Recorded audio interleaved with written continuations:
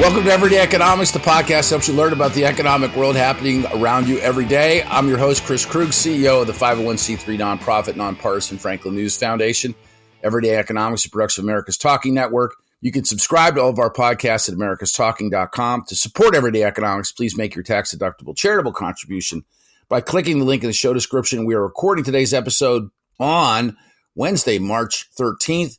And joining me as always and trying not to laugh at me is Dr. Orphe Divounguy, PhD economist. I don't know how many times I read the intro today before I even got a 6.2 out of 10, but enough times, apparently. Let me tell you, that's exactly what happens when you're traveling around the country nonstop, man. These flights, they wear you down.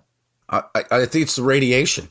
Although, with all the problems that are going on with airplanes, knock on wood, I've only had one slight mishap. It was an aborted landing coming back into Chicago last weekend or the weekend before. And to be honest with you, I was nonplussed. It was just kind of like, okay. Everybody on the plane's like gripping the seats and they clapped when we actually landed. And you're used to it. You're used to it, man. You've flown so many of those Boeing 787s, you're used to it. Oh gosh. Yes. Yeah. I long for the days to be in a Dreamliner. I'll tell you, one of the things about being around the country, and you give me grief about that. I mean, for good reason. I never know where I am. I am back in suburban Chicago today, by the way. Just out walking around, talking to people. I travel by myself, and it gives me an opportunity to just interact with just people, because otherwise I'd be talking to no one. I'd be sitting by myself, standing by myself. It could be isolating, but so I choose to go the opposite direction. I try to talk to people.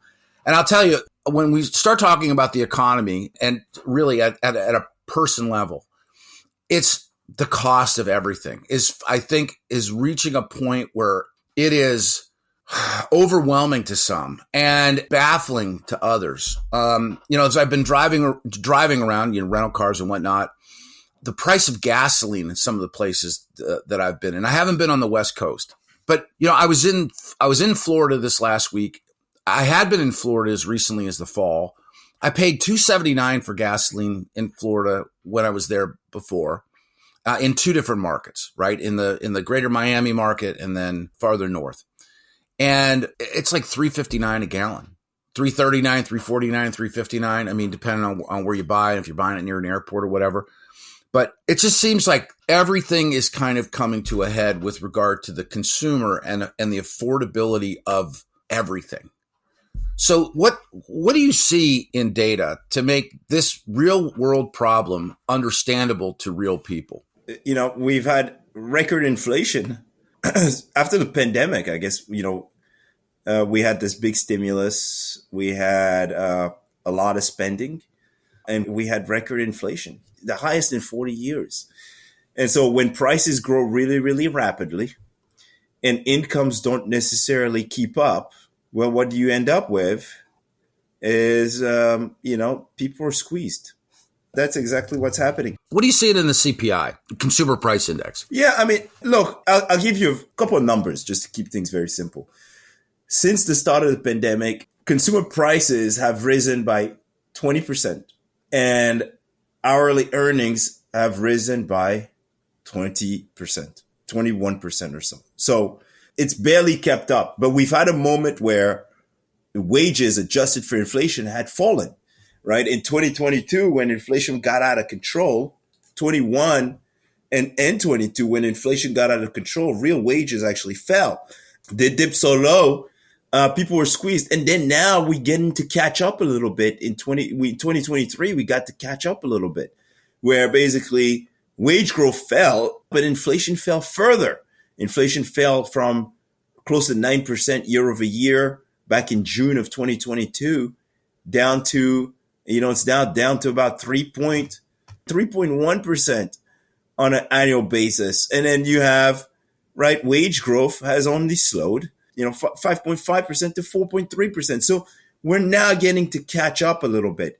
Real wages have increased again in 2023. Real incomes, the stock market rose. And we hit a new record this year. And so real incomes have also increased again. And so we're catching up. But yeah, a lot of people, if you look at the distribution, a lot of people, especially at the bottom of the income distribution, are feeling the pinch. They're looking at the gas prices. They're looking at how about housing? Housing at the end of the day is the largest household expenditure. And what people are seeing there is my rent went up like crazy. It peaked at 16% year over year in February of 2022. Yes, that's come down.